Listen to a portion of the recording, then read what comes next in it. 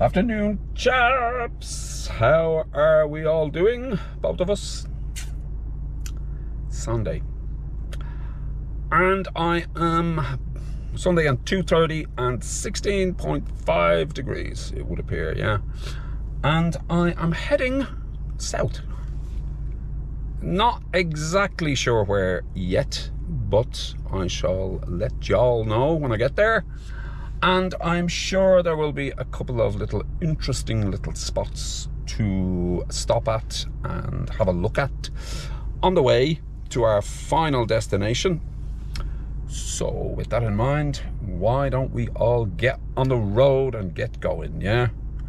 So in the words of the inimitable Madam Butterfly, let's what?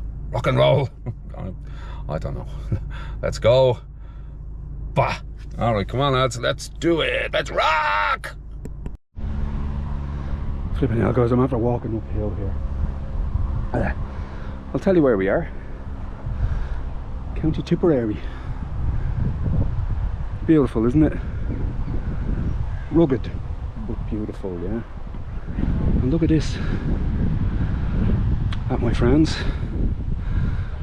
the Rock of Cashel. I'm not looking at the sheep, by the way.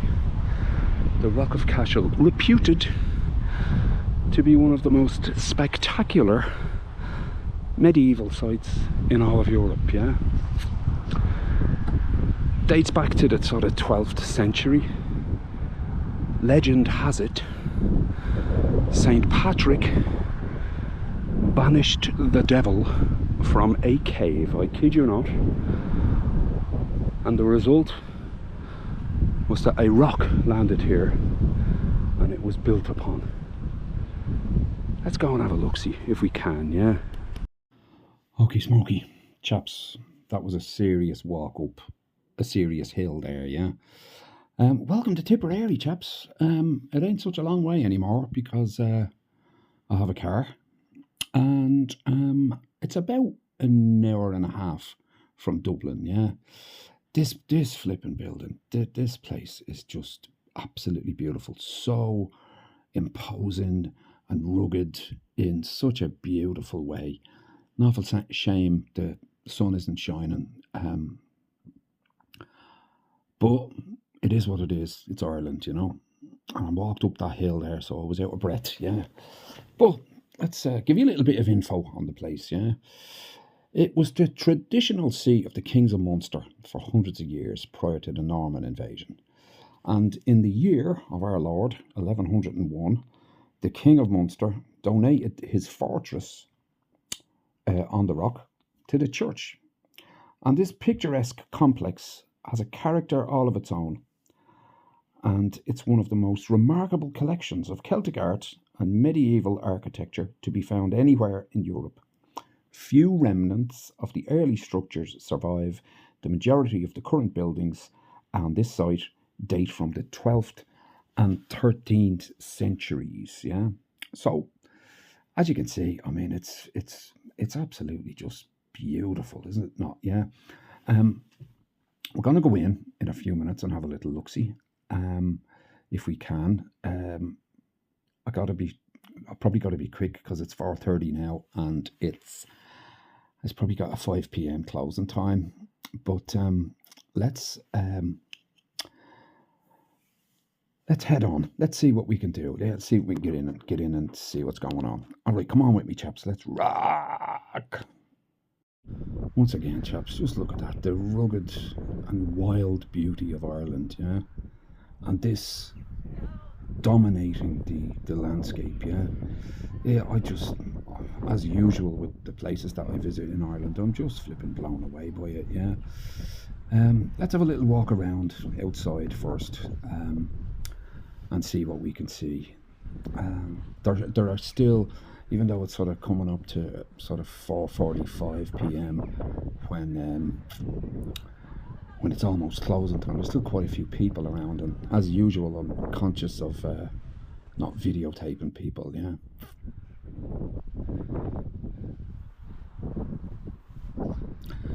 I kind of struggle and I'm overwhelmed by the fact that, you know, this building is 700 to 800 years old, yeah. And apart from the roof missing, you know, it's still flipping standing. It's amazing, isn't it? And all these old Celtic crosses and gravestones and stuff. It's almost eerie looking, isn't it? I'd love to visit here and be able to walk around it at night. I would guess it's borderline flipping scary to be up here at night time, yeah. Look at that. It's amazing, isn't it?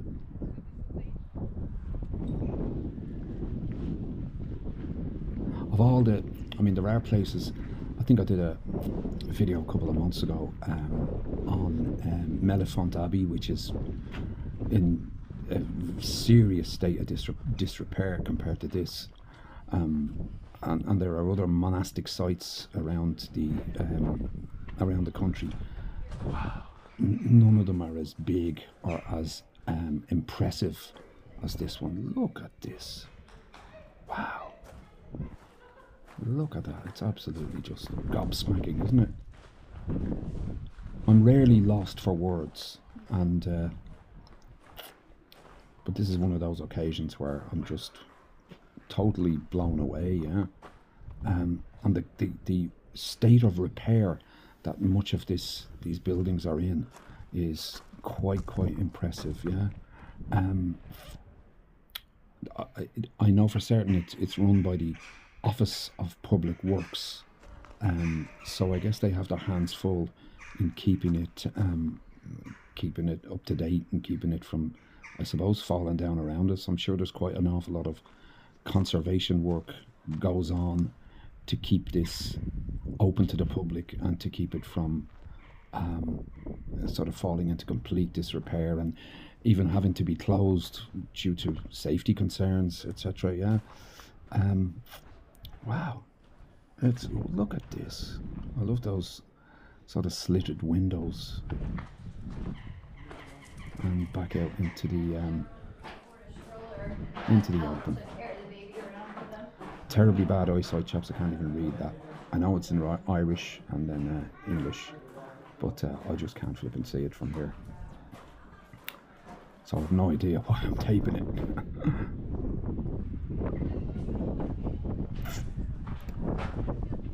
Wow. Oh my goodness, look. Can you imagine, 700-800 years ago, the amount of labour that went into building this? It probably took 30 or 40 years to complete. Monks and labourers and stuff, and oh hello, our American brethren, from the sound of their accents, either that or Canadian. I struggle to tell the difference. I must admit I'm terribly sorry to both our Canadian and American friends. And here's some more guided tour going on. Unfortunately I missed it because I was late getting to the party as usual. But yeah, quite a number of people still about. And little kitty wrinkles too.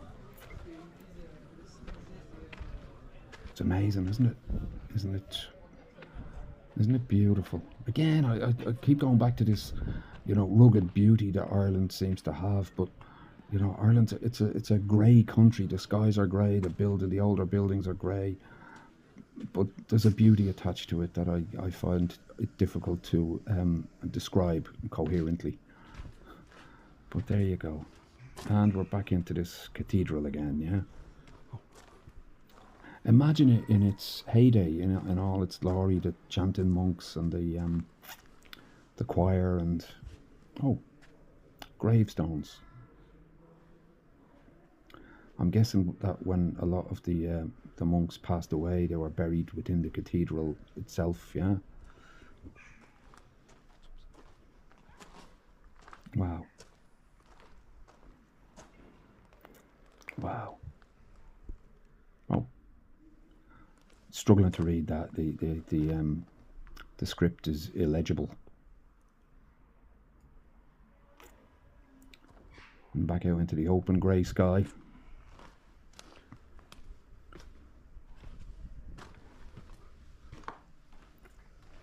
Very impressed with this place, I must admit. Very, very impressed. The other historical site, monastic site, I suppose, that really impressed me was Clonmacnoise, which is quite a distance from here. I'm not exactly sure where it is again. I've forgotten, but Clonmacnoise was very, very impressive. The most impressive monastic site I've been to in Ireland up to today. This is quite years ahead of any of the other monastic sites I've been to here. Look at this. Oh, and a round tower as well. Yeah, those towers were built to keep the Vikings out in the at the turn of the millennium. They used to the Vikings came to raid and pillage and plunder, and the monks used to take their valuables. The door to the tower was 20 feet above ground. They'd have ladders. They'd all scamper up the ladders with their precious jewels and gold and whatnot, and pull the ladder up after them. But the Vikings were innovative little devils, and they'd burn the flipping monks out, you know. So an awful lot of Ireland's treasures left her shores through various means. But yeah, this is absolutely stunning, isn't it? Yeah. So that's about it, lads. It's coming up to 5 p.m. I'm going to be chucked out in a minute, so I gotta get going. Okie dokie. We're going to head back now towards the entrance because it's chucking out time. Apologies for the wind noise here, lads. Unfortunately, Ireland is a windy, rugged country, so it's part and parcel of being here, and part and parcel of not having the greatest camera on the face of the earth. Yeah, little look-see over the town of Cashel itself. Looks like a beautiful town. Unfortunately, I didn't have time to hang around much. I had to get back home, and it's an hour and sort of 40 minutes home. So apologies for that. Next time. This Celtic cross here in front of me looks absolutely beautiful. Wait till you just get a look at it there. Love those crosses. They're so Irish, I suppose, yeah. There looks to be a little chapel here on the left. So let's head in and see if we can see anything of importance. Wow. Oh, this looks newer than the other structures, and the roof is still intact, so it could possibly even be still in use. Is that a tapestry in front? Looks like it. Wow. The only roofed building in the whole complex, and I'm sort of guessing that maybe it's still in use, or occasional use even, yeah. And can you imagine the choir up there singing and chanting, all singing, all dance? Oh, no, not all singing, all dancing, all singing, all chanting, yeah. Oh, cup of tea, anyone? Yeah. Lads, it's kind of getting on time to get out of here because they're ushering people out, yeah. So haven't got time for tea, sadly. Okay, smoky chaperoonies, that was the Rock of Cashel. As I said, first time I've ever been there. And unfortunately, it was a flipping a very, very short trip around it, because I arrived at 25 minutes to 5 and they close at 5, and it was I just had to fly around the place, so I didn't really get a chance to stop and sort of take it all in and, you know, do the audio tour, because it was almost finished when I got there. But it was absolutely, it was beautiful, lovely place. Again, another part of Ireland's absolute kind of rugged fabulousness, and you know, I love those kind of old monastic sites. You know, if those walls could talk, you know. So moving on, and it's kind of 5:30 now. It's an hour and a half back to Dublin, so I'm gonna head back, just take my time going back. Highly recommended if you're touring around Ireland, if you have time, you know, come down sort of early before noon, do the tour, take a little walk around the town. It looks beautiful. I'm guessing there's pubs where you can have a beer and a beautiful bite to eat, if you have enough money, because it ain't flipping cheap anywhere in Ireland these days, yeah. But yeah, I'm guessing that there's plenty of eateries and bars and restaurants and stuff that will take care of your every need. So with that in mind, apologies that it was just a flying around the place kind of tour, but nothing I could do about it. I did arrive terribly late. The good thing was, the guy said to me, "Oh, I've got good news for you." And I said, "What?" And he said, "Well, it's after 4:30, so there's no entrance fee. It's free admission, so just go right ahead."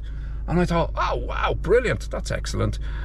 That was the upside. The downside was, I was really rushed in there. Now, they didn't say anything to me. They didn't come along and you know, usher me out of the place in a hurry, but I was very conscious of timing, and I didn't want to keep them waiting and all that sort of stuff. I've been on the receiving end of that a couple of times in various times in my kind of life, so I was extremely conscious of that.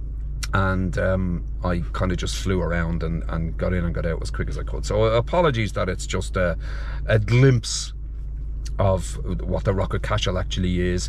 They do have information leaflets, and of course Google is a treasure trove of information, yeah. But I just didn't have time. So homeward bound, and thank you very much for watching, all three of you, yeah. The check is in the post. Good luck, good night, may your God go with you. Do not forget your shovel. Rock and roll, let's go bat, and of all things, you know the drill. Have a good time all the time.